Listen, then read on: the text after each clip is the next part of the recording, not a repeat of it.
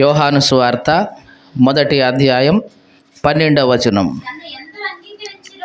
తన్ను ఎందరు అంగీకరించిరో వారికందరికీ అనగా తన నామమునందు విశ్వాసముంచిన వారికి దేవుని పిల్లలగుటకు ఆయన అధికారం అనుగ్రహించెను. తన్ను ఎందరు అంగీకరించిరో వారికందరికీ. జాగ్రత్తగా చూడండి. తనను అంటే దేవునిని ఎవరైతే అంగీకరించారో వారికందరికీ, అంటే వారు ఎట్లాంటి వారు అంటే తన నామమందు విశ్వాసముంచిన వారందరికీ. జాగ్రత్తగా చూడండి. ఎవరైతే దేవుణ్ణి అంగీకరించడం అంటే ఎవరైతే దేవుని నామములో విశ్వసించారో వాళ్ళకి దేవుడు ఒక అధికారాన్ని ఇస్తున్నాడు. ఏమి అధికారం అది? చదువుదాం. తన నామమందు విశ్వాసముంచిన వారికి దేవుని పిల్లలగుటకు ఆయన అధికారం అనుగ్రహించెను. ఇది దేవుడు మనకిచ్చిన అధికారం. ఏమిటి అధికారం? దేవుని పిల్లలు అయ్యే అధికారం. మీరు జాగ్రత్తగా చూడండి. ఈ లోకంలో ఏ గొప్ప వ్యక్తి దగ్గరికైనా వెళ్ళండి, వాళ్ళు మీకు చేసే సహాయం ఏంటి? మహా అయితే ఏదో సహాయం చేస్తారు, డబ్బులు కావాలంటే డబ్బులు ఇస్తారు, నీకు ఏదైనా పని కావాలంటే చేసి పెడతారు, అంతవరకే తప్ప నిన్ను వాళ్ళు కొడుకుగా కూతురుగా తీసుకుంటారా? చెప్పండి, తీసుకుంటారా? తీసుకోరు. నీకు కావాలంటే నువ్వు ఏది కావాలో అడుగు, నీకు ఇస్తారు, అంతే తప్ప ఏ వ్యక్తి కూడా ఈ లోకంలో నిన్ను తన కొడుకుగా తన కూతురుగా ఒక మాటలో చెప్పాలంటే నిన్ను దత్తత తీసుకొని నీకు కొడుకు పొజిషన్ కానీ కూతురు పొజిషన్ కానీ ఇస్తాడా అంటే ఇవ్వడు. నీవు ఆయన ఎంత నమ్మినా సరే, నీ జీవితమే ఆయనకు దారబోసినా సరే, నిన్ను కొడుకుగా కూతురుగా ఆయన అంగీకరించడు. ఎందుకు? అంతే ఇంకా. కానీ దేవుడు అట్లా కాదు. ఎవరైతే తన్ను అంగీకరించి తన దగ్గరికి వస్తున్నారో, ఎవరైతే తన నామంలో విశ్వసించి తన దగ్గరికి వస్తున్నారో వారందరికీ దేవుడు ఒక అధికారం ఇస్తున్నాడు. వాళ్ళందరినీ ఆయన దత్తత తీసుకొని, ఇదిగో ఈమె నా కుమారుడు, ఈమె నా కుమార్తె అని ఒక అధికారం వాళ్ళకి ఇస్తున్నాడు. చూడండి, ఒక కుమారుడికి ఒక కుమార్తెకి ఎంత అధికారం ఉంటుంది ఇంట్లో. ఎంత అధికారం అంటే ఆ ఇల్లంతా వాళ్ళదే. ఇక ఆ ఇంట్లో ఉన్న పని వాళ్ళు ఎవరైనా సరే తండ్రికి ఎంతైతే విలువ ఇస్తారో కొడుకుకి కూతురుకు కూడా అంతే విలువ ఇస్తారు. దేవుణ్ణి విశ్వసించిన వారికి దేవుడిచ్చే అధికారం ఇది, తన పిల్లలు అయ్యే అధికారం. చాలామందికి ఇది తెలియదు. మేము దేవుని పిల్లలం, ఈ అధికారం మాకుంది అంటే దేవుని అధికారం ఏదైతే ఉందో, జాగ్రత్తగా వినండి, దేవుని యొక్క అధికారం ఏదైతే ఉందో అదంతా కూడా నీ అధికారం. ఈ మాట మళ్ళీ చెప్తున్నాను. దేవుడికి ఏదైతే అధికారాలు ఉన్నాయో దేవుని బిడ్డగా నీకు కూడా ఆ అధికారాలు ఉన్నాయి, దేవుడు ఇచ్చాడు. కానీ చాలామంది వీటిని వాడరు. ఎందుకు వాడరు అంటే పక్కన అపవాది చెవులో జోరిగలాగా మోగుతూ ఉంటాడు. నీకేదైనా ఒకవేళ నీకేదైనా బలహీనత వచ్చింది, ఏదైనా రోగం వచ్చింది, ఇంకేదైనా సమస్య వచ్చింది, నీ సమస్యను చూసినప్పుడు నీవు ఆ సమస్య మీద అధికారంతో మాట్లాడాలి. ఈ కొండను చూసి నువ్వు ఎత్తబడి సముద్రంలో వేయబడతావు అని చెప్పి తన హృదయంలో సందేహించకుండా ఉంటే అది జరుగుతుంది. ఇది యేసుక్రీస్తు చెప్పాడు. మీకు ఈ మాట అర్థమవుతుందా? యేసుక్రీస్తు ఏమన్నాడంటే, మీలో ఎవడైనా సరే ఈ కొండ చూసి నువ్వు ఎత్తబడి సముద్రంలో వేయబడతావు అని పలికి హృదయంలో సందేహించకుండా ఉంటే అది జరుగుద్ది అన్నాడు. అంటే కొండ కూడా వెళ్ళి సముద్రంలో పడుద్ది. ఎప్పుడు? నీవు చెప్పినప్పుడు. నీవు చెప్పిన తర్వాత ఏముండాలి? నీ హృదయంలో సందేహం రాకుండా ఉండాలి. నువ్వు హృదయంలో సందేహం లేకుండా నేను చెప్పింది జరుగుద్ది అని నమ్మాలి. అప్పుడు తప్పనిసరిగా అది జరుగుతుంది. కానీ ఈ లోపల సాతానుడు ఏం చేస్తాడంటే, ఏంది కొండ పోయి సముద్రంలో పడతా, అది జరుగుద్దా? అసలు ఇది జరుగుద్దా? ఎంత దేవుడు చెప్తే మాత్రం నువ్వు పలికేస్తావా? కనీసం నీకు ఆ కామన్ సెన్స్ లేదా? నీకు జ్ఞానం లేదా? అసలు కొండ ఏంటి, వెళ్ళి సముద్రంలో పట్టవేంటి, ఇది జరుగుద్ది అనుకుంటున్నావా నువ్వు అని నీ హృదయంలో అంటాడు. అనగానే వెంటనే నీకు అవిశ్వాసం వచ్చేస్తుంది. నిజమే కదా, అనవసరంగా పలికి, అనవసరంగా కొండపోయి సముద్రంలో పడిద్దా, ఇది జరిగేది కాదు అని నీ హృదయంలోకి వెంటనే అవిశ్వాసం వచ్చేస్తుంది. అప్పుడు నువ్వు పలికిన మాట నెరవేరకుండా వీగిపోతూ ఉంటుంది. యేసు ప్రభు ఏమన్నాడంటే, నీవు ఈ కొండను చూసి నువ్వు ఎత్తబడి సముద్రంలో వేయబడతావు అని నువ్వు పలికి నీ హృదయంలో సందేహించకుండా ఉంటే తప్పనిసరిగా అది జరుగుతుంది. కానీ మనలో చాలామంది పలుకుతాం, కానీ హృదయంలో సందేహం వస్తుంది. పలికి అనే గబక్కన జరుగుద్దంటావా అని హృదయంలో సందేహం కలిగిస్తాడు అపవాది. నువ్వు పలికితే జరుగుద్దా అంటే నువ్వు సరిగ్గా ప్రార్థన పోతున్నావు, అసలు పొద్దున్న లేచి ప్రార్థన చేస్తున్నావు నువ్వు నువ్వు లెగిస్తే వాళ్ళతో బూతులాడతావు, వాళ్ళతో అది చేస్తావు, ఇది చేస్తావు, ఇన్ని చేస్తా, నువ్వు ఏ ముఖం పెట్టుకొని గట్టిగా పలుకుతున్నావు జరగాలని అని అపవాది మళ్ళీ అంటాడు. ఇవన్నీ చూసినప్పుడు నీ బలహీనతలన్నీ వాడు నీ ముందు పెట్టి, నువ్వు దేవుని బిడ్డవా, నీవు పలికితే జరుగుద్దా అని ఇవన్నీ నీ హృదయంలోకి తీసుకొచ్చి సందేహం పుట్టిస్తాడు. ఎప్పుడైతే అవిశ్వాసం నీళ్ళకి వచ్చేసిందో ఇక నువ్వు చెప్పిన మాట అంతా వృధా అయిపోతుంది. కానీ ఇది కాదు, దేవుడు నీకు ఇచ్చాడు అధికారం. ఏమిటి అధికారం అంటే, నీకున్న సమస్య ఏదైనా సరే, యేసుక్రీస్తు చెప్పింది ఆ కొండ అంటే కొండ లేచిపోయి పట్టం కాదు.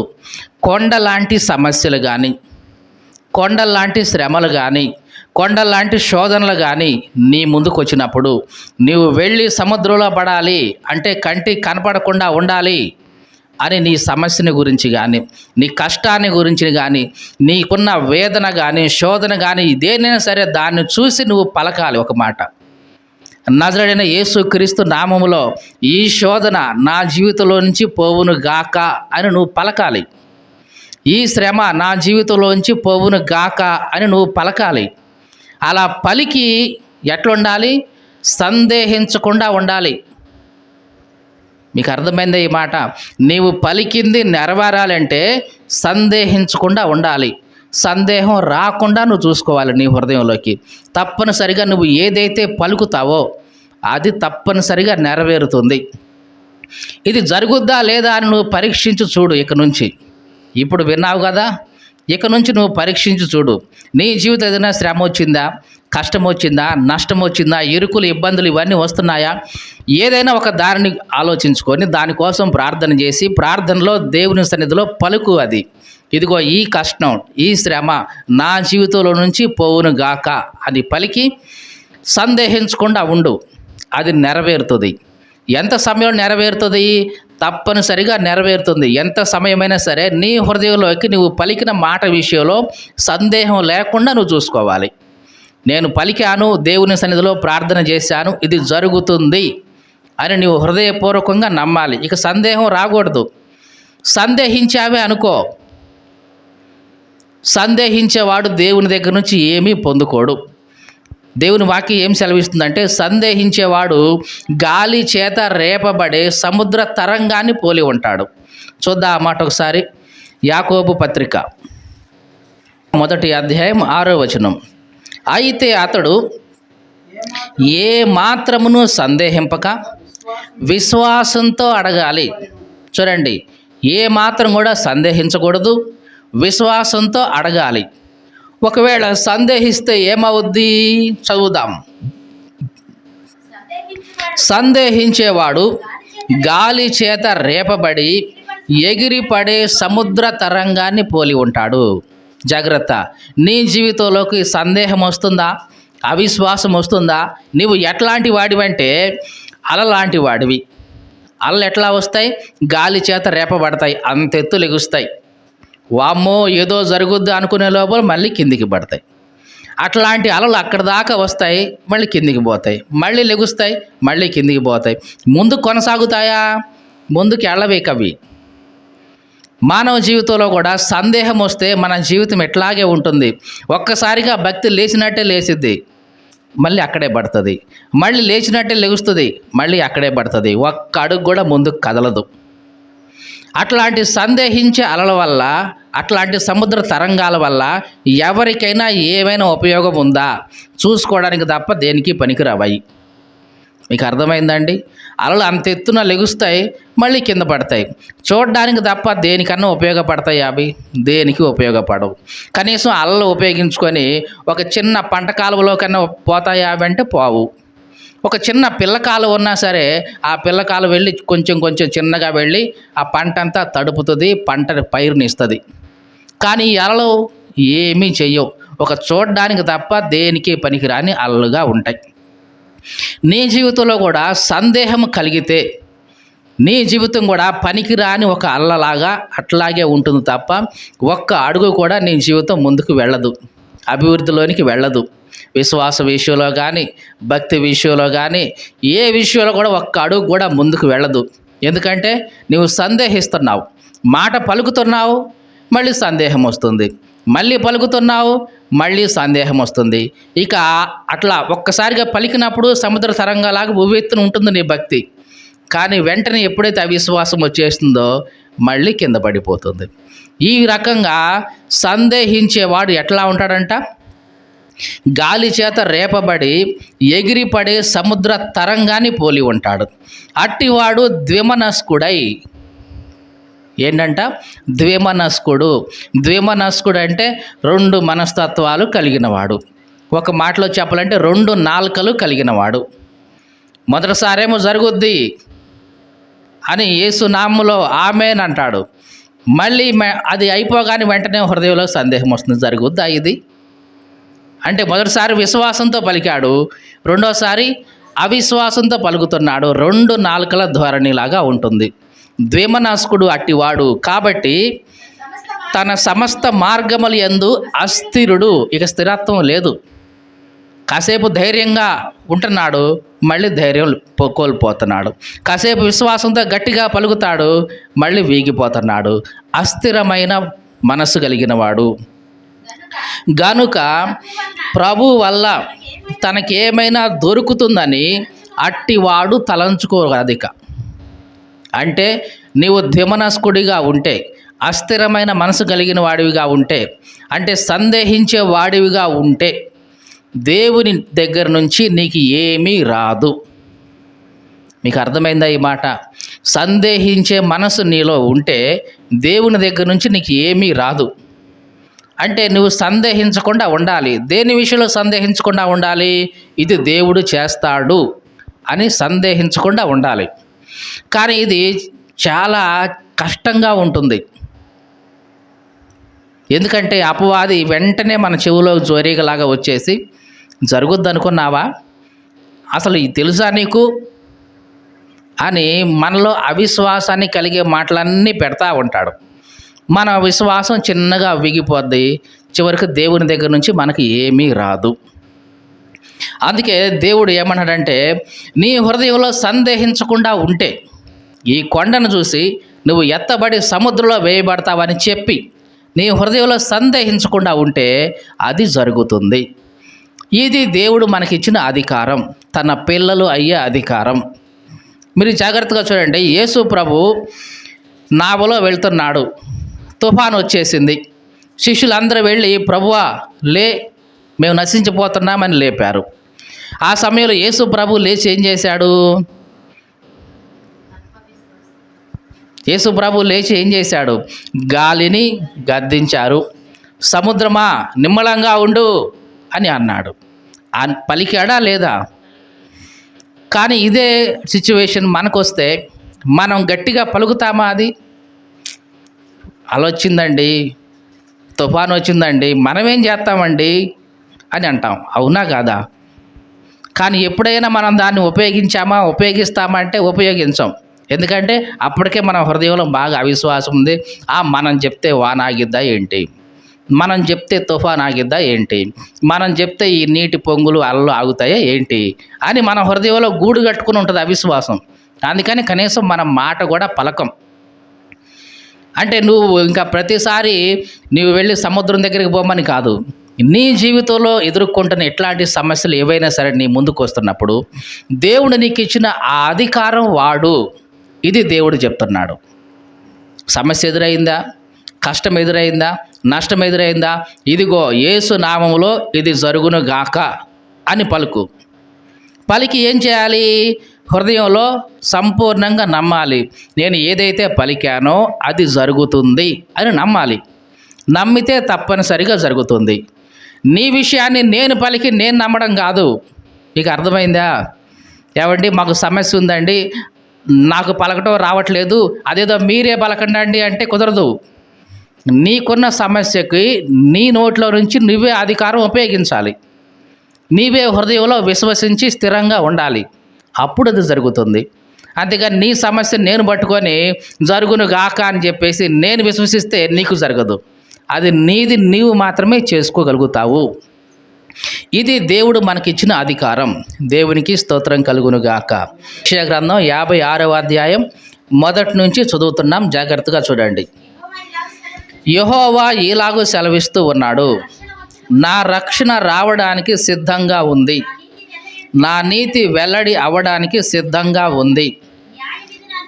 నా న్యాయ విధిని అనుసరించి నడుచుకోండి, నీతిని అనుసరించి నడుచుకోండి. నేను నియమించిన విశ్రాంతి దినమును అపవిత్రపరచకుండా దాన్ని అనుసరిస్తూ ఏ కీడు చేయకుండా తన చేతిని బిగపట్టుకునేవాడు ధన్యుడు. ఆ ప్రకారం చేసి దాన్ని రూఢిగా గైకొనే నరుడు ధన్యుడు. ఇక జాగ్రత్తగా చూడండి. యెహోవాను హత్తుకొనే అన్యుడు ఎవడైనా సరే, అన్యుడైనా సరే దేవుని గనక హత్తుకొని, అంటే ఆయన్ని విశ్వసించి ఆయన్ని అంగీకరిస్తే ఏమంటున్నాడు దేవుడు? నిశ్చయంగా యెహోవా తన జనుల్లో నుండి నన్ను వెలివేస్తాడు అని అనుకోవద్దు. నేను అన్యుని కదా, నేను ఎంత హత్తుకుంటే మాత్రం దేవుడు నన్ను తన ప్రజల్లో ఎందుకు ఉండనిస్తాడు, నన్ను వెలేస్తాడు అని అనుకోవద్దు. ఏమంటున్నాడు చూడండి. షండు. చూడండి, షండు అంటే ఎవరు? నపుంసకులు. అంటే నేను మగవాళ్ళని కాదు, అట్లాగని చెప్పి ఆడదాన్ని కాదు, నేను ఇద్దరికి మధ్యస్థంగా ఉన్నాను కదా, ఇట్లాంటి నన్ను దేవుడు చేరదీస్తాడా, దేవుడు చేర్చుకుంటాడా అని అట్లాంటి వాళ్ళు అనుకోవడానికి లేదు. చదువుదాం. షండు నేను ఎండిన చెట్టు అని అనుకోనక్కర్లేదు. కాబట్టి ఎవరైనా సరే, వాళ్ళు అన్యులైనా సరే, షండులైనా సరే, ఎవరైనా సరే దేవుణ్ణి హత్తుకొని ఆయన్ను అంగీకరిస్తే, చూద్దాం, నేను నియమించిన విశ్రాంతి దినాలను ఆచరిస్తూ నాకిష్టమైన వాటిని కోరుకుంటూ నా నిబంధనను ఆధారం చేసుకుంటున్న షండులను గూర్చి యెహోవా ఎలాగూ సెలవిస్తున్నాడు. జాగ్రత్తగా చూడండి.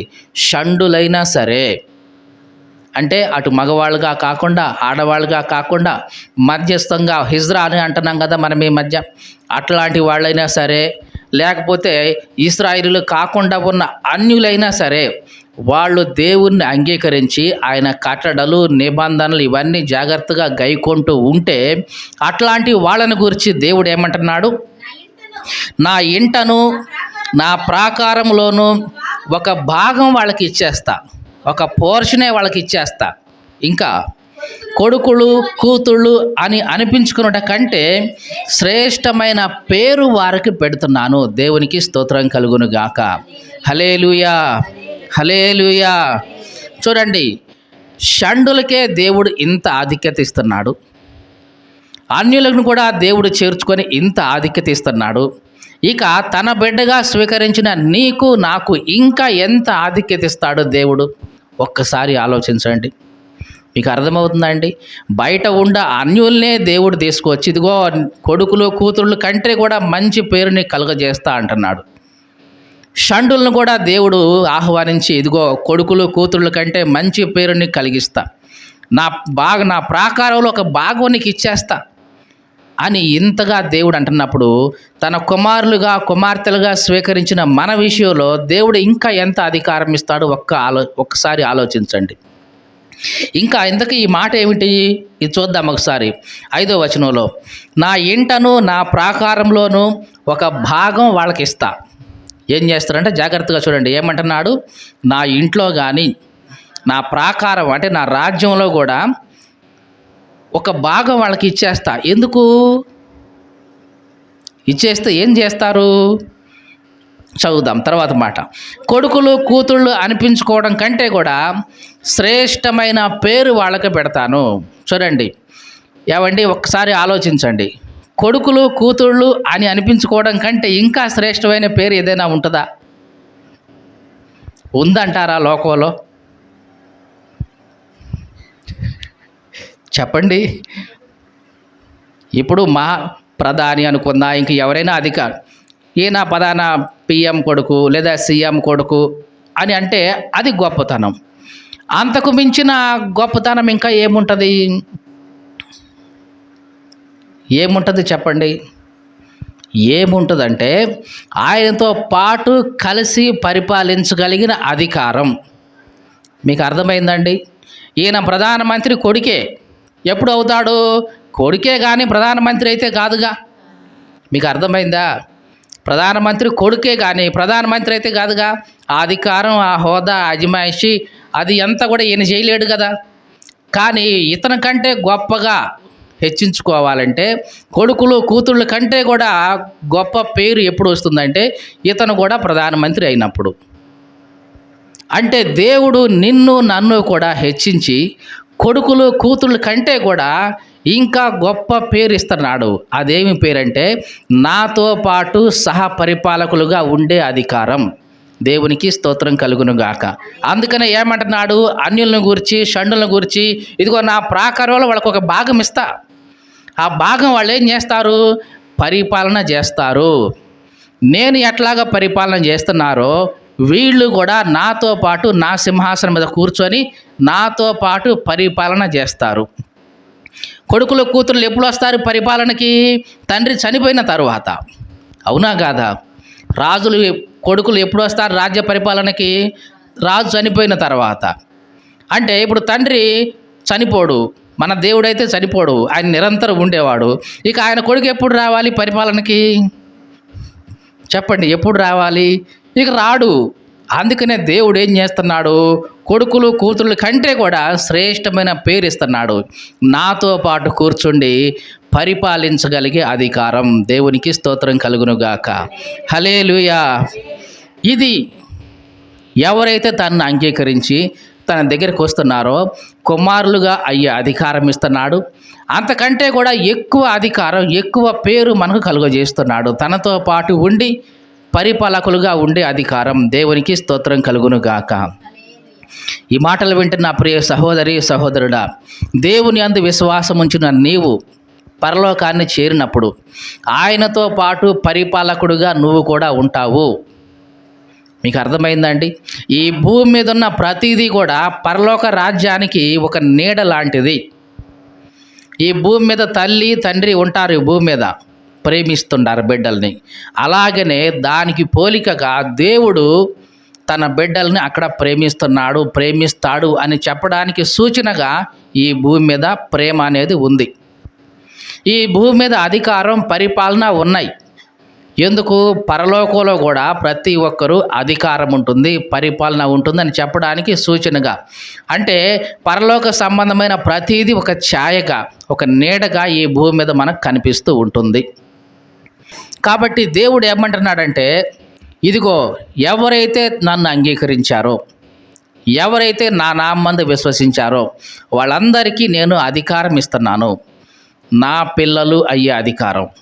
అంతేకాదు, అంతకంటే గొప్ప పేరు నేను వాళ్ళకి ఇస్తున్నా. అదేమిటంటే నాతో పాటు సహపరిపాలకులుగా ఉండే ఆ పేరు, ఆ అధికారం వాళ్ళకి ఇస్తున్నాను. ఇది దేవుడు నీకు ఇచ్చిన అధికారం. ఇప్పుడు నువ్వేం చేయాలి? దాన్ని వాడాలి. దీన్ని వాడటానికి మనకి ఏమి కావాలి? విశ్వాసం కావాలి. ఏమి కావాలండి? విశ్వాసం కావాలి. కానీ మన హృదయంలో అవిశ్వాసం బాగా నింపుకొని నేను పలికితే జరుగుద్దా ఇది, నేను ప్రార్థన చేస్తే జరుగుద్దా ఇది, అయ్యగారు చేస్తే ఏమన్నా జరుగుద్ది, ఇంకెవరైనా చేస్తే ఏమన్నా జరుగుద్ది, ఎందుకంటే అయ్యగారు యాజకుడు, మనం ఆయన దగ్గరకు పోవాలి, ఇట్లాగా అనుకునే వాళ్ళు లోకంలో చాలామంది ఉన్నారు. కానీ ఒక విషయం, యేసుక్రీస్తు వచ్చిన తరువాత దేవుడు మనలను రాజులుగా చేశాడు, అంటే పరిపాలించే వాళ్ళుగా చేశాడు. అదే సమయంలో యాజకులుగా కూడా చేశాడు. పాత నిబంధనలోనైతే యాజకులు ఉండేవాళ్ళు. ఈ యాజకుల దగ్గరికి మిగతా గోత్రాల వాళ్ళు వచ్చి ప్రార్థన చేయించుకొని పోయేవాళ్ళు, బలులు అర్పించి పోయేవాళ్ళు. కానీ యేసుక్రీస్తు వచ్చిన తర్వాత ప్రతి ఒక్కళ్ళు కూడా యాజకులుగానే ఆయన చేశాడు. ప్రతి ఒక్కరిని ఎవరైతే తన నామందు అంగీకరించారో, విశ్వసించారో వాళ్ళందరినీ ఆయన యాజకులుగా చేశాడు. యాజకులుగా మాత్రమే కాదు, పరిపాలించే రాజులుగా కూడా చేశాడు. పాత నిబంధనలో రాజులు వేరు, యాజకులు వేరుగా ఉండేవాళ్ళు. రాజు పని రాజుదే, యాజకుడి పని యాజకుడిదే. కానీ క్రొత్త నిబంధన వచ్చిన తర్వాత రాజు ఎవరు? మనమే. యాజకుడు ఎవరు? మనమే. రెండు కూడా అధికారాలు దేవుడు మనకిచ్చాడు. అందుకనే యేసుక్రీస్తు గురించి అబ్రహాము కుమారుడు, దావీదు కుమారుడైన యేసుక్రీస్తు అని ఉంటుంది. చూద్దాం ఆ మాట ఒకసారి. మత్తయి సువార్త 1వ అధ్యాయం 1వ వచనం. అబ్రహాము కుమారుడగు దావీదు కుమారుడైన యేసుక్రీస్తు వంశావళి. దానికోసం ఒక పారాగ్రాఫ్ వదిలేశారు. మీకు అర్థమైంది? ఆ దేవుడు ఆ మాట కోసం ఏం చేశాడు? దానికంటూ ఆ వచనానికి ఒక పారాగ్రాఫ్ లాగా వదిలేసి తర్వాత మిగతాది వంశావళి చెప్పుకుంటూ వచ్చాడు. ఎందుకు అంత ప్రత్యేకంగా ఆ మాటను వాడాడు దేవుడు అంటే, యేసుక్రీస్తు ఎట్లా పిలువబడ్డాడు? అబ్రహాము కుమారుడుగా, దావీదు కుమారుడుగా పిలువబడ్డాడు. మరి అబ్రహాము కంటే ముందు ఇక ఎవరు లేరా అంటే, దేవుని హత్తుకున్న వాళ్ళు ఎవరు లేరు. సరే, మరి అబ్రహాము తర్వాత మోషే ఉన్నాడు, ఇస్సాకు ఉన్నాడు, యాకోబు ఉన్నాడు, యేసేపు ఉన్నాడు, సొలొమోను ఉన్నాడు. వీళ్ళందరూ ఉన్నారు కదా మధ్యలో. వీళ్ళందరినీ వదిలేసి మళ్ళీ ఎవరి కుమారుడు అని చెప్తున్నాడు? దావీదు కుమారుడు. ఎందుకు వీళ్ళిద్దరినే ప్రత్యేకంగా దేవుడు చెప్తున్నాడు అంటే, అబ్రహాము ప్రవక్తకు సూచనగా ఉన్నాడు, యాజకత్వానికి సూచనగా ఉన్నాడు. ఎందుకంటే అబ్రహాము గర్భవాసంలో నుంచే యాజకత్వం వచ్చింది. అహరోను ఎక్కడి నుంచి వచ్చాడు? లేవి ఎక్కడి నుంచి వచ్చాడు? అబ్రహాము గర్భం నుంచే వచ్చాడు. కాబట్టి అబ్రహాము ద్వారా యాజకత్వం వచ్చింది. మరి దావీదు పేరు ఎందుకు మెన్షన్ చేశాడు? దావీదు ద్వారా అధికారం వచ్చింది. ఇశ్రాయేల్ను మొట్టమొదటి నుంచి పరిపాలన చేసింది ఎవరు అంటే దావీదే. అంతకుముందు ఉన్నాడు కండి సౌలు వచ్చాడు, దేవుడు మాట వినలేదు, తీసి పడేశాడు దేవుడు. దావీదు దగ్గర నుంచి దేవుడు తన చిత్తానుసారమైన పరిపాలన జరిగిస్తూ వచ్చాడు. కాబట్టి ఈ ఇద్దరి యొక్క కుమారుడుగా యేసుక్రీస్తు చెప్పబడ్డాడు. అబ్రహాము కుమారుడు, దావీదు కుమారుడు. అబ్రహాము కుమారుడు అంటే యాజకత్వానికి సూచన, దావీదు కుమారుడు అంటే పరిపాలనకి, అంటే అధికారానికి, రాజుకు సూచన. యాజకుడుగా, రాజుగా యేసుక్రీస్తు ఈ లోకానికి వచ్చాడు. తన్ను ఎందరైతే అంగీకరించారో వారందరికీ కూడా ఈ అధికారం, ఏ అధికారం? రాజుగా ఉండే అధికారం, యాజకుడుగా ఉండే ఈ అధికారాన్ని దేవుడు మనకు ఇచ్చాడు. దేవునికి స్తోత్రం కలుగునుగాక. 1 పేతురు పత్రిక 2వ అధ్యాయం 9వ వచనం. అయితే మీరు చీకటిలో నుండి ఆశ్చర్యకరమైన తన వెలుగులోనికి మిమ్మును పిలిచిన వాని గుణాతిశయములను ప్రచురం చేయు నిమిత్తం మీరంతా ఎవరిప్పుడు? ఏర్పరచబడిన వంశం. అంటే మీరు దేవుని చేత ఏర్పరచుకోబడ్డ వంశం మీరు. ఇంకా రాజులైన యాజక సమూహం మీరందరూ కూడా ఎటువంటి సమూహం? మీరు రాజులైన యాజకులు. వీళ్ళు అంటే రాజులు వీళ్ళే, యాజకులు వీళ్ళే. ఒక్క మాటలో చెప్పాలంటే మెల్కీసెదెకు యొక్క క్రమం ఇది. ఏమంటున్నాం? మెల్కీసెదెకు యొక్క క్రమం.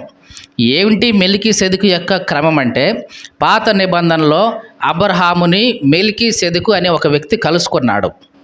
ఎప్పుడంటే అబ్రహాము తన తమ్ముడిని, కుమారుడిని అంటే లోతుని విడిపించడం కోసం వెళ్ళినప్పుడు, అక్కడికి వెళ్ళి యుద్ధం చేసి జయించినప్పుడు అక్కడ షాలేము రాజు, నీతికి రాజు అని పిలువబడిన మెల్కీసెదెకు రొట్టె ద్రాక్షరసం తీసుకొని అబ్రహాముకి ఎదురుగా వచ్చాడు. అబ్రహాము ఆ రొట్టె తిన్నాడు, ద్రాక్షరసం తాగాడు, అబ్రహామును ఆశీర్వదించాడు. ఎవరు? షాలేము రాజు. ఆ షాలేము రాజు గురించి రాయబడింది ఏమిటంటే, ఇతడు జీవము కలిగిన దేవుని యాజకుడు అని ఉంది. ఎవరంట? జీవము కలిగిన దేవునికి యాజకుడు. అంటే అప్పటికి యాజకత్వం రాలా. అబ్రహాము పుట్టిన తర్వాత ఇస్సాకు యాకోబు వచ్చిన తర్వాత, యాకోబు తర్వాత లేవి గోత్రం వచ్చింది, తర్వాత అహరోను వచ్చాడు, అప్పుడు వచ్చింది యాజకత్వం. వీళ్ళందరూ రాక మునిపే, అంటే అబ్రహాము కూడా లేక ముందు యాజకుడుగా ఉన్నాడు షాలేము, మెల్కీసెదెకు అనే వ్యక్తి. మెల్కీసెదెకు అని అంటే మెలెక్ అంటే రాజు, జెదెక్ అంటే నీతికి రాజు అని అర్థం. మీకు హీబ్రూలో అయితే కనుక మెల్కీ అని అంటే రాజు, సెదెక్ అంటే నీతి అని అర్థం. ఈ ఆది కాండంలో మెల్కీసెదెక్ గురించి ఏముందో చూద్దాం ఒకసారి.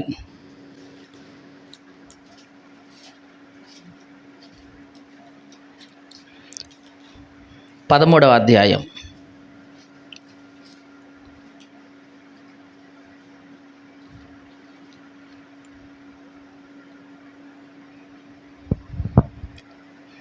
పద్నాలుగో అధ్యాయం 17వ వచనం. అతడు అంటే అబ్రహాము కదర్లాయోమెరును అతనితో కూడా ఉన్న రాజులను ఓడించి తిరిగి వచ్చినప్పుడు సొదొమ రాజు అతన్ని ఎదుర్కొనుటకు రాజు లోయ అని అనబడే షావే లోయ మట్టుకు బయలుదేరి వచ్చెను. మరియు జాగ్రత్తగా విందాం 18వ వచనం. మరియు షాలేము రాజైన మెల్కీసెదెకు రొట్టె ద్రాక్షారసాన్ని తీసుకొని వచ్చాడు. ఇప్పుడు జాగ్రత్తగా చూడండి. మెల్కీసెదెకు అనే ఆయన రొట్టె తీసుకుని వచ్చాడు, ద్రాక్షారసం కూడా తీసుకుని వచ్చాడు. రొట్టె ద్రాక్షారసం ఎవరు చేసేది పని అంటే యాజకుడు చేసే పని. కానీ ఈయన గురించి ఏమని రాయబడింది? రాజు అతను. ఏ రాజు? షాలేము అనే పట్టణానికి రాజు. ఈ షాలేము అంటే జెరూషలేం, చివరికి అది యెరూషలేముగా మార్చబడింది. ఆ షాలేము రాజు ఈయన. ఏ రాజ్యానికి రాజు? షాలేము అనే పట్టణానికి రాజు. రాజుగానే ఉంటూ ఈయన ఏం చేస్తున్నాడు? యాజకుడుగా ఉంటున్నాడు. ఇది మెల్కీసెదెకు యొక్క క్రమం. అంటే రాజు ఈయనే, యాజకుడు కూడా ఈయనే. ఇక మధ్యలో యాజకులు ఎవరు లేరు ఈయనకి రాజులు కూడా ఎవరు లేరు. మళ్ళీ ఈయనే రాజు, ఈయనే యాజకుడు. ఇది మెల్కీసెదెకు యొక్క క్రమం. అంటే ఇక మధ్యలో ఎవరు లేరు. రాజు సపరేట్గా, యాజకుడు సపరేట్గా కాకుండా రాజు యాజకులు కలిసిన పరిచర్య క్రమం. ఇంకా చూద్దాం.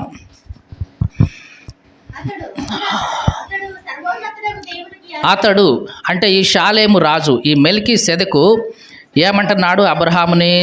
అప్పుడు అతడు అబ్రహామును ఆశీర్వదించాడు. చూడండి, జాగ్రత్తగా చూడండి. అబ్రహామును ఆశీర్వదిస్తున్నాడు. ఆశీర్వదించి ఏం పలుకుతున్నాడు?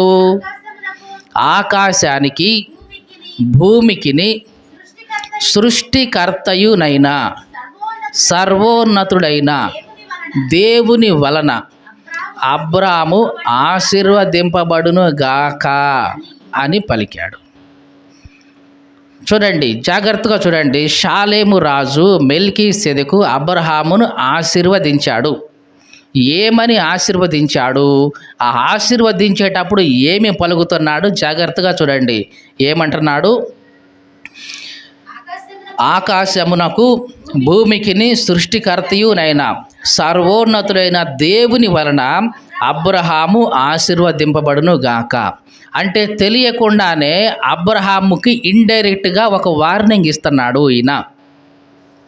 అబ్రహాము జాగ్రత్త, నేనేదో సంపాదించాను, 5 పట్టణాల మీద జయించాను, ఆ సొమ్మంతా నాకు వచ్చింది, ఈ రకంగా నేను ఆశీర్వదించబడతాను అని నువ్వు అనుకుంటున్నావేమో. జాగ్రత్త, నిన్ను ఆశీర్వదించేది, నీవు ఆశీర్వదింపబడవలసింది దేవుని చేత మాత్రమే. ఇట్లాంటి కొల్ల సొమ్ముతో కాదు, వాళ్ళ సొమ్ముతో వీళ్ళ సొమ్ముతో కాదు. దేవుడే నిన్ను ఆశీర్వదిస్తాడు అని ఇండైరెక్ట్గా ఒక వార్నింగ్ అబ్రహాముకి ఇచ్చేశాడు. ఎప్పుడైతే ఈ మాట అబ్రహాము విన్నాడో తన హృదయంలో వెంటనే ఒక తీర్మానం చేసుకున్నాడు. చెప్పుల వారు కూడా నేను ముట్టుకోను అని తీర్మానం చేసుకున్నాడు. ఎప్పుడైతే తన హృదయంలో ఇదిగో జాగ్రత్త, ఇట్లాంటి వాటి వైపు నీ దృష్టి పోనీయొద్దు, ఇట్లాంటి కొల్ల సొమ్ము వైపు నీ దృష్టి పోనీయొద్దు, నిన్ను ఆశీర్వదించేది దేవుడే, భూమికి ఆకాశానికి సర్వ సృష్టికి కర్త అయిన దేవుని చేతనే నీవు ఆశీర్వదించబడాలి, మనుషులు ఇచ్చే సొమ్ముతో కాదు, జాగ్రత్త అని ఎప్పుడైతే హెచ్చరించాడో వెంటనే ఆ క్షణమే అబ్రహాము తీర్మానం చేసుకున్నాడు, చెయ్యెత్తి ప్రమాణం చేసుకున్నాడు, చెప్పుల వారిని కూడా నేను దీంట్లో ముట్టుకునేది లేదనుకున్నాడు. తనకు ఇంత జ్ఞానం కలగజేశాడు కాబట్టి, తనకు ఇంత గ్రహింపించాడు కాబట్టి సంతోషించాడు అబ్రహాం. మీకు అర్థమైందండి? తనను రాబోయే ప్రమాదం నుంచి తప్పించాడు కాబట్టి, దేవుని వల్ల మాత్రమే నేను ఆశీర్వదించబడాలి, ఇగో లోక సంబంధమైన మనుషులు ఇచ్చే ఈ కానుకల వల్ల కాదు అనే ఒక మంచి ఆత్మీయ గ్రహింపు తనకు ఇచ్చినందుకు అబ్రహాము సంతోషించి ఆ వచ్చిన కొలసం అంతట్లో 10వ అతనికి ఇచ్చేశాడు. దేవునికి స్తోత్రం కలుగునుగాక. ఇది షాలేము రాజు అంటే మెల్కీసెదెకు అప్పుడు అబ్రహామును కలుసుకున్నాడు. అబ్రహాము మెల్కీసెదెకు 10వ ఇచ్చేశాడు. చాలామంది ఏమనుకుంటారంటే మెల్కీసెదెకు క్రమం అంటే అబ్రహాం ఇచ్చాడు కదా 10వ, ఇక మనం కూడా ఇచ్చేసేయాల్సిందే, పాస్టర్ గారికి యాజకుడికి ఇచ్చేసేయాల్సిందే అని బోధించే వాళ్ళు కూడా ఆ లోకంలో చాలామంది ఉంటారు. కానీ జాగ్రత్తగా చూడండి, అబ్రహాము ఎప్పుడు ఇచ్చాడు? 5 రాజులను జయించిన తర్వాత ఆ కొల్ల సొమ్ములో నుంచి ఇచ్చాడు. అది తాను సొంతగా కష్టపడిన సొమ్ము అయితే కాదు. మీకు అర్థమైందండి? అబ్రహాము ఆస్తి పాస్తులు గొడ్లు వేరే చోట ఉన్నాయి. ఇక్కడ ఉన్న ఈ కొల్ల సొమ్ము ఎవరిది? ఆ రాజుల దగ్గరికి వెళ్ళి వాళ్ళని జయించిన తర్వాత వచ్చిన సొమ్ము అది. అప్పుడు ఆ సమయంలో ఇంటికి పోయి తీసుకొచ్చి ఇవ్వలేడు కాబట్టి తన ఎదురుగా ఉంది ఈ కొల్ల సొమ్ము, తనైతే తీసుకోడు కాబట్టి తనకు రావాల్సిన భాగం ఉంటుంది కాబట్టి అది నాకు అవసరం లేదు, ఇక ఇదిగో ఈయనకి ఇచ్చేద్దాం అనుకున్నాడు. ఇక మిగతా వాళ్ళకి ఎవరి భాగాలు వాళ్ళకి ఇచ్చేసాడు. మరి ఎన్నిసార్లు ఇచ్చాడు? ఆ ఒక్కసారే ఇచ్చాడు. అది ఒక ఆజ్ఞలాగా, అది ఒక ఆచారంలాగా అబ్రహాము చేయలేదు. పోనీ తన కొడుకులకి ఏమన్నా చెప్పాడా? పలానా చోట షాలేము రాజు ఉంటాడు, ఆయన దేవుని యాజకుడు, మనం ఆయనకు 10వ ఇచ్చేయాలని కొడుకులకి ఏమైనా చెప్పాడా? లేదు. కాబట్టి ఆ సమయంలో అబ్రహాముకి వ్యక్తిగతంగా ఇట్లాగా ఇవ్వాలనిపించింది, ఇచ్చాడు. ఇక అదే మొదలు అదే చివర. కాబట్టి చాలామంది దీన్ని ఆధారం చేసుకొని చూసారా, అబ్రహాము చేశాడు కాబట్టి మనం కూడా చేయాలి, ఇది మెల్కీసెదెకు క్రమము అని చెప్పేవాళ్ళు లోకంలో ఉన్నారు. ఇక్కడ మెల్కీసెదెకు క్రమము అంటే రాజు ఆయనే, యాజకుడు ఆయనే. ఇది మెల్కీసెదెకు యొక్క క్రమం అంటే. ఇక మధ్యలో ఎవరు లేరని అర్థం. యేసుక్రీస్తు కూడా రాజుగా యాజకుడుగా మనకు వచ్చాడు, అబ్రహాము కుమారుడిగా, దావీదు కుమారుడిగా. ఎందరు అంగీకరించారో వాళ్ళందరినీ కూడా మనం ఇప్పుడు ఏం చేస్తున్నాడు? ఆయన రాజులైన యాజక సమూహంగా చేశాడు. కాబట్టి ఇది మెల్కీసెదెకు యొక్క క్రమం. అంటే ఇప్పుడు మనం అందరం ఏ క్రమంలో ఉన్నాం? మెల్కీసెదెకు యొక్క క్రమంలో ఉన్నాం. అంటే మనమే రాజులం, మనమే యాజకులం. దేవునికి స్తోత్రం కలుగునుగాక. హెబ్రీ పత్రిక 7వ నుండి, రాజులను సంహారం చేసి తిరిగి వస్తున్న అబ్రహామును ఎవడు కలుసుకొని ఆశీర్వదించాడో, ఎవనికి అబ్రహాము అన్నిటిలో 10వ ఇచ్చాడో ఆ షాలేము రాజును మహోన్నతుడగు దేవునికి యాజకుడు నైనా మెల్కీసెదెకు నిరంతరము యాజకుడుగా ఉన్నాడు. మెల్కీసెదెకు ఎట్లా ఉన్నాడు? నిరంతరము యాజకునిగా ఉన్నాడు. మీరు పాత నిబంధన మొత్తం చూస్తే అసలు ఆ షాలేము రాజు ఎప్పుడు పరిపాలనలోకి వచ్చాడు, తర్వాత ఏమయ్యాడు, ఇవన్నీ ఎక్కడా మనకు కనపడవు. అంటే అతడు దేవునికి సంబంధించిన నిరంతరమైన యాజకుడు అని చెప్పడానికి బదులుగా అతని పుట్టు పూర్వోత్తరాలు కానీ తర్వాత జరిగిన విషయాలు కానీ ఎక్కడా కూడా మనకు కనపడవు. అక్కడ ఆ ఆదికాండం 14వ అబ్రహాము దగ్గర తప్ప ఇంకెక్కడా కూడా ఇంకా ఆ ప్రస్తావన మనకు కనపడదు. ఇదిగో నిరంతరము ఉన్న దేవుని యాజకుడు అని చెప్పడానికి ఒక సింబల్గా దేవుడు పెట్టాడు. చూద్దాం. ఇంకా అతని పేరుకు మొదట నీతికి రాజనియు తర్వాత సమాధానపు రాజనియు అర్థమిచ్చినట్లు షాలేము రాజని అర్థము. అతడు తండ్రి లేనివాడు, తల్లి లేనివాడునై వంశావళి కూడా లేనివాడు అయ్యి జీవిత కాలానికి ఆదిగాని జీవానికి అంతంగాని లేనివాడై ఉండి దేవుని కుమారుని పోలి ఉన్నాడు. జాగ్రత్తగా చూడండి, దేవుని కుమారుడు కాదు, దేవుని కుమారుని పోలికగా ఉన్నాడు. షాలేము రాజు మెల్కీసెదకు ఎట్లా ఉన్నాడు? దేవుని యొక్క కుమారునికి, అంటే రాబోయే దేవుని కుమారుడైన యేసు క్రీస్తుకు ఈయన పోలికగా ఉన్నాడు. ఈయన దేవుని కుమారుడు కాదు. భవిష్యత్తులో యేసుక్రీస్తు దేవుని కుమారుడుగా రాబోతున్నాడు. ఆ రాబోయే కుమారునికి ఈయన పోలికగా పాత నిబంధనలో ఒక నీడలాగా ఛాయలాగా చెప్పబడ్డాడు. ఇంకా చదువుదాం. ఇతడు ఎంత ఘనుడో చూడండి. మూల పురుషుడైన అబ్రహాము అతనికి కొల్లగొన్న శ్రేష్టమైన వస్తువులలో 10వ వంతు ఇచ్చాడు. చూడండి, ఎంత శ్రేష్టమైన వాడు మెల్కీసెదెకు అంటే అబ్రహామే అతని కొల్లగొన్న వస్తువులన్నింటిలో కూడా 10వ వంతు ఇచ్చాడు. అబ్రహాము చేతనే పుచ్చుకున్నవాడు, అంటే అబ్రహాము కంటే గొప్పవాడే కదా. మీకు అర్థమైందండి? అబ్రహాము చేతే పుచ్చుకున్నాడు అంటే అబ్రహాము కంటే గొప్పవాడే. అబ్రహామునే చెయ్యెత్తి ఆశీర్వదించాడు అంటే చెప్పండి, అబ్రహాము కంటే గొప్పవాడే కదా. తక్కువవాడు గొప్పవాడేమో ఆశీర్వదించడు కదా, గొప్పవాడే తక్కువ వాడిని ఆశీర్వదిస్తాడు. అదే చెప్తున్నాడు. చదువుదాం. మరియు లేవి కుమారుల నుండి యాజకత్వం పొందేవాళ్ళు తమ సహోదరులు అబ్రహాము గర్భవాసము నుండి పుట్టినను ధర్మశాస్త్రం చొప్పున వారి యొద్ద, అనగా ప్రజల యొద్ద 10వ వంతును పుచ్చుకోవటం కోసం ఆజ్ఞ పొందారు. చూడండి, అబ్రహాము తర్వాత ఇస్సాకు వచ్చాడు, యాకోబు వచ్చాడు. యాకోబు తర్వాత 12 గోత్రాలు వచ్చారు. ఈ 12 గోత్రాల్లో లేవి గోత్రంలో నుంచి యాజకత్వం వచ్చేసింది.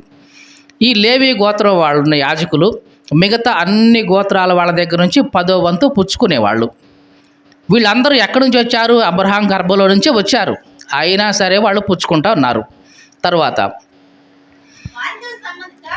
కానీ వారితో సంబంధించిన వంశావళి లేనివాడైన మెల్కీసెదెకు, చూడండి, అబ్రహాముతో సంబంధించిన వంశావళి కాదు, లేవీలకు సంబంధించిన వంశావళి కానే కాదు, అసలు వీళ్ళ వంశావళికి సంబంధించిన వాడు కానే కాదు ఈ మెల్కీసెదెకు.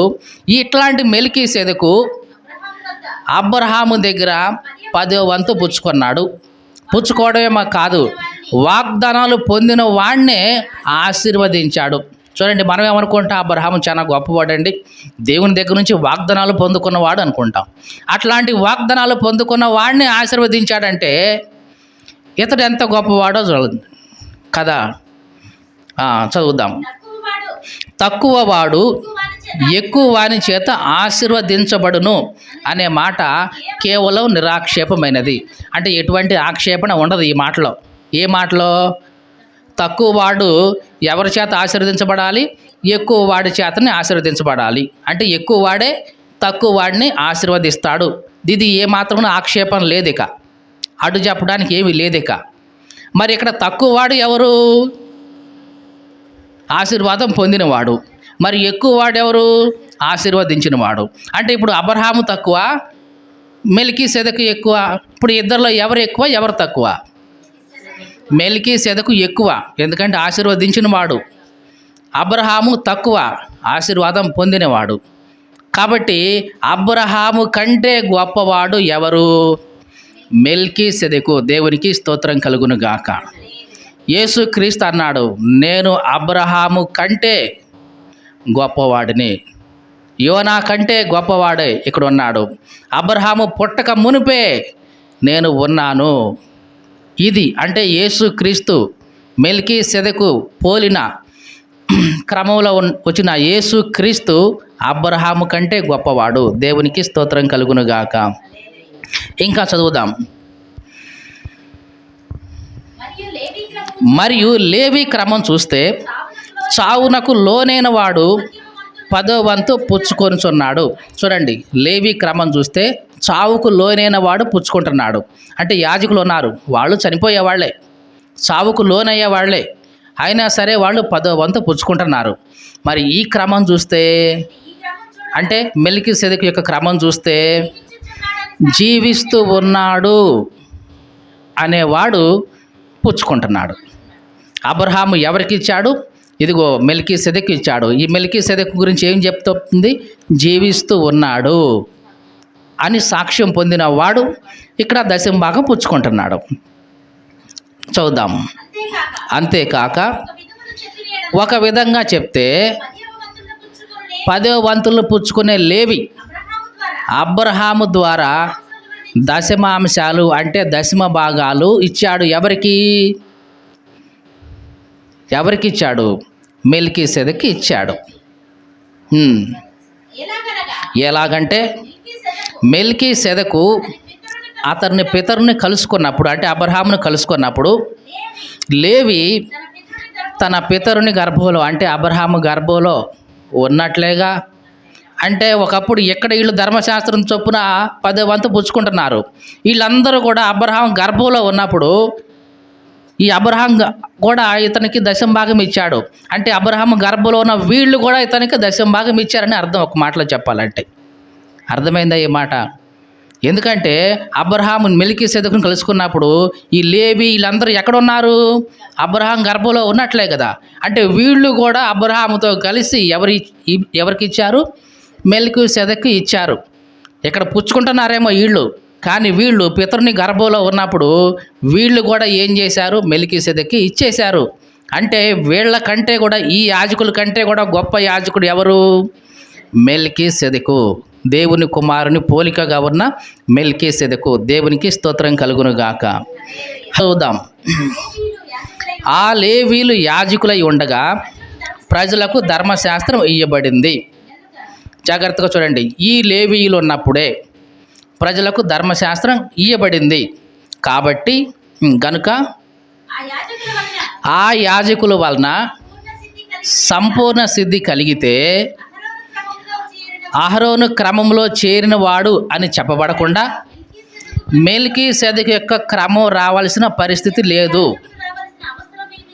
చూడండి, ఈ యాజకుల ద్వారా, ఈ ధర్మశాస్త్రం ద్వారా సంపూర్ణ సిద్ధి వస్తే, సంతృప్తి కలిగితే, సాటిస్ఫాక్షన్ జరిగితే అహరోను క్రమంలో అని చెప్పబడకుండా ఇంకొక క్రమం అంటే మెల్కీసెదెకు క్రమం అని చెప్పాల్సిన అవసరం లేదు. అంటే ఈ యాజకుల ద్వారా, ఈ ఇచ్చే దశమాంశాల ద్వారా సంపూర్ణ సిద్ధి కలగలేదు. కాబట్టి దేవుడు ఈ యాజక క్రమాన్ని తీసి పక్కన పెట్టేసి మెల్కీసెదెకును పోలిన క్రమం ఏదైతే ఉందో అది ప్రవేశపెట్టాడు. ఎందుకు? దీని ద్వారా ఏమీ జరగట్లా, సంపూర్ణ సిద్ధి పొందట్లేదు మనిషి. కాబట్టి ఈ క్రమం పక్కన పెట్టేసి మెల్కీసెదెకు క్రమాన్ని తీసుకొచ్చాడు. ఈ క్రమంలో ఏముంది? రాజులు, యాజకులు సపరేట్ అయిన క్రమం ఇది. కానీ ఈ క్రమం చూస్తే రాజే యాజకుడుగా, రాజు యాజకులు ఒక్కళ్ళుగా ఉన్న క్రమం ఇది. దేవునికి స్తోత్రం కలుగునుగాక. ఇంకా చూద్దాం. ఇదియుగాక యాజకులు మార్చబడితే అవశ్యంగా యాజక ధర్మము సహా మార్చబడుతుంది. జాగ్రత్తగా చూడండి. యాజకులు మార్చబడితే యాజక ధర్మం కూడా మార్చబడుతుంది. అహరోను యాజకుడుగా ఉన్నప్పుడు ఉన్నది ఒక రకమైన యాజక ధర్మం. ఇప్పుడు యాజకులు మారిపోయారు, ప్రధాన యాజకుడు మారిపోయాడు, వేరొక యాజక ధర్మం వచ్చేసింది. అంటే యాజక ధర్మం కూడా మార్చబడింది. చాలామందికి తెలియదు ఇది. ఇంకా ఏమని చెప్తారంటే, మేము లేవీయులమండి, మీరందరూ తీసుకొచ్చి మాకు ఇవ్వాలండి, మేము యాజకులమండి, మాకు ప్రత్యేకమైన స్థానం ఉండాలండి అని ఇప్పటికీ కూడా అట్లాగా బోధిస్తున్న వాళ్ళు ఉన్నారు, దాన్ని అట్లా అనుసరిస్తున్న వాళ్ళు ఉన్నారు. మార్చబడింది యాజక క్రమం, అహరోను యాజక క్రమం. ఆ యాజకుల ద్వారా సంపూర్ణ సిద్ధి రాలేదు. ఆ క్రమాన్ని దేవుడు తీసివేసి సంపూర్ణ సిద్ధి కలిగేలాగా మెల్కీసెదెకు యొక్క క్రమాన్ని దేవుడు ఏర్పాటు చేశాడు. ఇంకా చదువుదాం. ఎవరిని గూర్చి ఈ సంగతులు చెప్పబడ్డాయో ఆయన వేరొక గోత్రంలో పుట్టాడు. ఆ గోత్రంలోని వాడెవడు కూడా బలిపీఠం దగ్గర పరిచర్య చేయనే లేదు. ఇక మన ప్రభు విషయానికి వస్తే 14వ వచనం, మన ప్రభు యోధా సంతానమందు జన్మించాడు అనే మాట స్పష్టం. ఆ గోత్రంలోని యాజకుల గురించి మోషే ఏమీ చెప్పలేదు. చెప్పాడు అసలు? యోధా గోత్రంలో యాజకులు వస్తారని కానీ, యోధా గోత్రంలోంచి వచ్చే యాజకుల గురించి కానీ చెప్పాడా మోషే? ఏమీ చెప్పలా. ఇంకా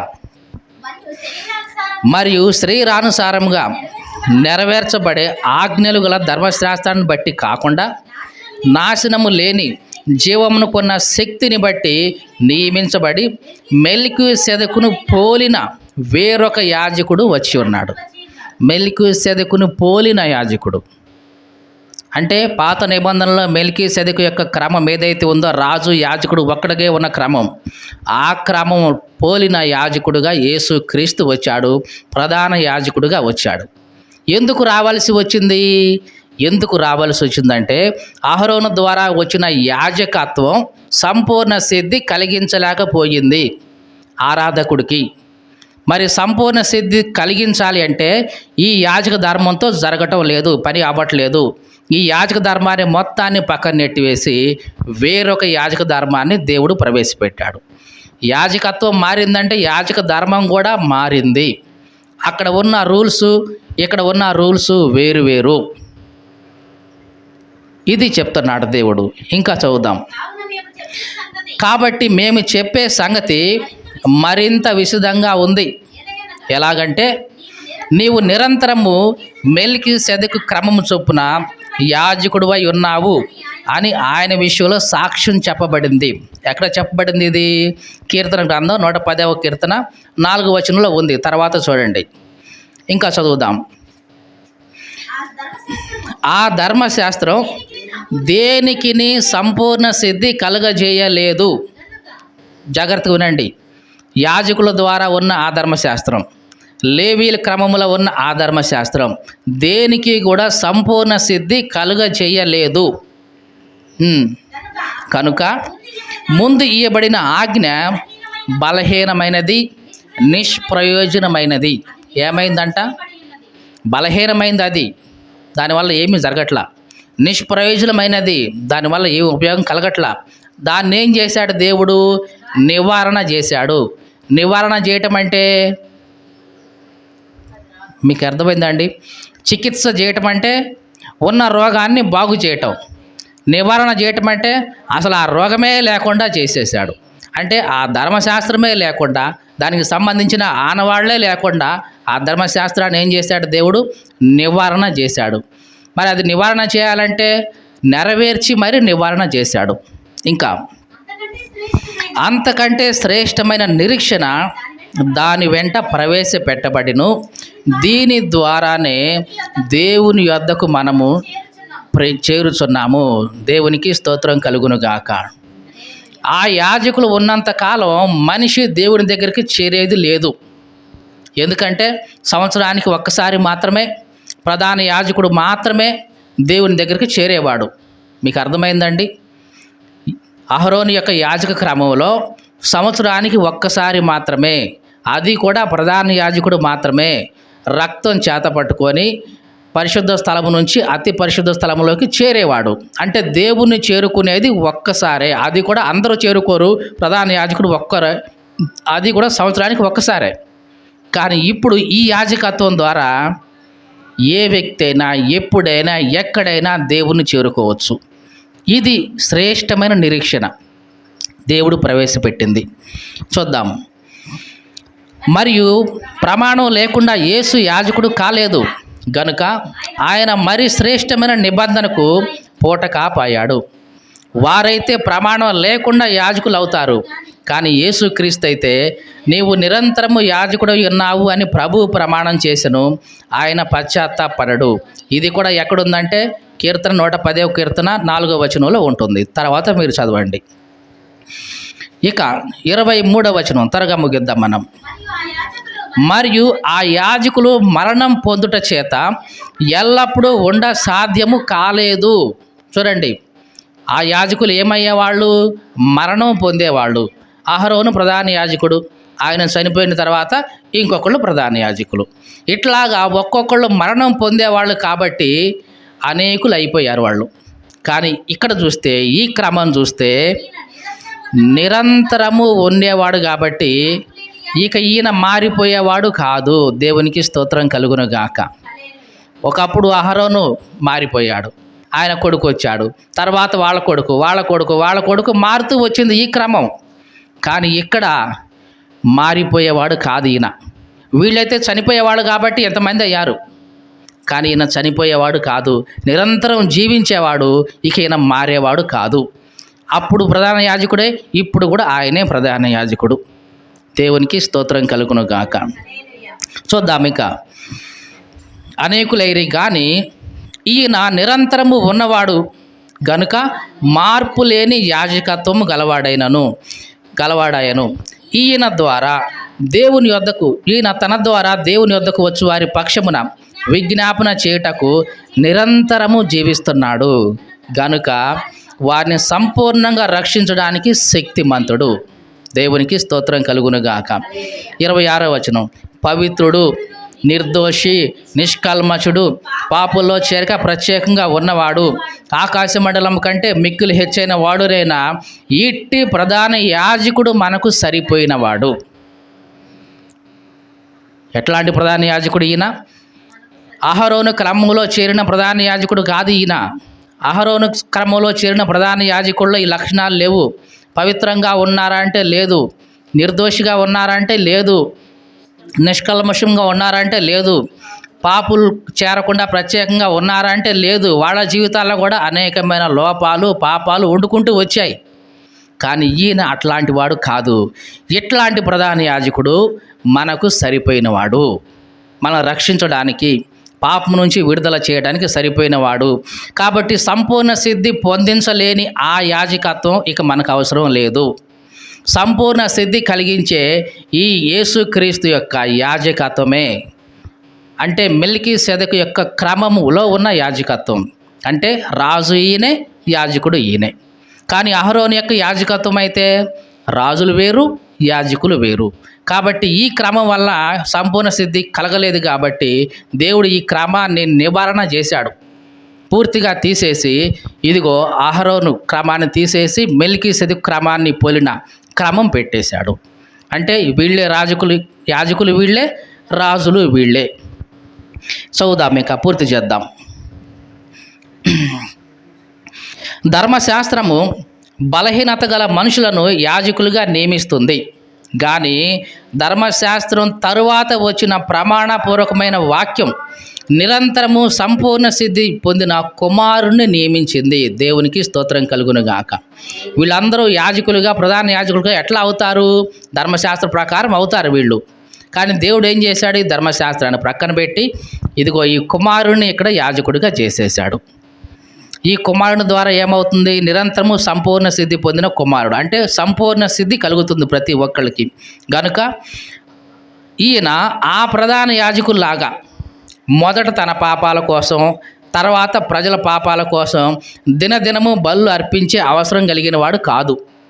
అహరోను కానీ వాళ్ళ కింద ఉన్న యాజకులు కానీ ఏం చేసేవాళ్ళు అంటే ప్రతిరోజు ముందు వాళ్ళ కోసం బలి అర్పించుకునేవాళ్ళు. ఎందుకంటే వాళ్ళు పాపం చేశారు కదా, ముందు వాళ్ళ కోసం బలి అర్పించుకొని తర్వాత అక్కడ వచ్చిన వాళ్ళకి బలి అర్పించేసే వాళ్ళ కోసం చేసేవాళ్ళు. కానీ యేసుక్రీస్తు అట్లాగా కాదు. ఈయన పాపి కాడు కాబట్టి తన కోసం బలి అర్పించుకోవాల్సిన పని లేదు. మళ్ళీ ప్రతిసారి చేయాలా అంటే కాదు, ఒకేసారి తన శరీరాన్ని అర్పించాడు కాబట్టి ఇక మళ్ళీ నీ కోసం నా కోసం బలి అర్పించే అంత అవసరం లేదు ఇక ఈయనకి. అది చూద్దాం చివరిగా. తన్ను తాను అర్పించుకున్నప్పుడు ఒక్కసారే ఈ పని చేసి ముగించాడు. దేవునికి స్తోత్రం కలుగునుగాక. ఇట్లాంటి ప్రధాన యాజకుడు మనకున్నాడు. మెల్కీసెదెకును పోలిన క్రమం. పాత నిబంధనలో ఉన్నది ఛాయ, మెల్కీసెదెకు యొక్క క్రమం యొక్క ఛాయ. క్రొత్త నిబంధనకు వచ్చిన తర్వాత అది నిజ స్వరూపం క్రీస్తులో మనకు వచ్చింది. డిఫరెన్స్ అర్థమైందండి? పాత నిబంధనలో ఉన్న అహరోను యొక్క క్రమం ఎట్లాంటిది? రాజు, యాజకులు వేరువేరుగా ఉండేవాళ్ళు. యాజకులు మిగతా వాళ్ళ దగ్గర నుంచి దశంభాగాలు పుచ్చుకునేవాళ్ళు. కానీ ఇక్కడ మెల్కీసెదెకు యొక్క క్రమం చొప్పున చేసిన ఈ యాజకత్వంలో ఎట్లాంటిది? దశమ భాగాల ప్రస్తావన ఉందా? లేదు. మరి అబ్రహాం ఇచ్చాడు కదండి, ఆ సమయంలో అబ్రహాంకి ఇవ్వాలనిపించింది ఇచ్చాడు. మళ్ళీ ఇచ్చాడా అంటే లేదు. పోనీ ఆగినలాగా చేశాడా పిల్లలకి? అది లేదు. కాబట్టి ఇక్కడ దశమ భాగ ప్రస్తావన లేదు. మరి ఏ క్రమం అది? ఈయనే యాజకుడు, ఈయనే రాజు. ఇది మెల్కీసెదెకు యొక్క క్రమము చొప్పున యేసుక్రీస్తు యాజకుడయ్యాడు. అంటే ఇప్పుడు నీ జీవితానికి నీవే రాజువి, నీవే యాజకుడివి. అంటే నీ జీవితాన్ని పరిపాలించేది నీవే. పరిపాలించడం అంటే అధికారిగా ఉండేది నీవే. ఇక నీవే అధికారంతో మాట్లాడతావు. ఏ అధికారం? దేవుడు నీకు ఇచ్చిన అధికారం. తన పిల్లలైన అధికారం ఇచ్చాడు దేవుడు. కాబట్టి నీవే అధికారివి, నీవే రాజువి. మరి యాజకుడు అంటే నీవు వెళ్ళి దేవునితో మాట్లాడతావు.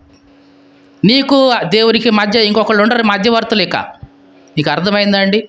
మధ్యవర్తులుగా ఏ మనిషి ఉండరు, ఇక ఏ పాస్టర్ ఉండడు, ఇక్కడ ఏ యాజకుడు ఉండడు. ఇక్కడ నువ్వే యాజకుడివి, నీవే నీ దేవునితో మాట్లాడుకోవాలి. ఇది క్రొత్త నిబంధన వచ్చిన తర్వాత దేవుడు నీకు ఇచ్చిన గొప్ప ఆధిక్యత. దేవునికి స్తోత్రం కలుగును గాక.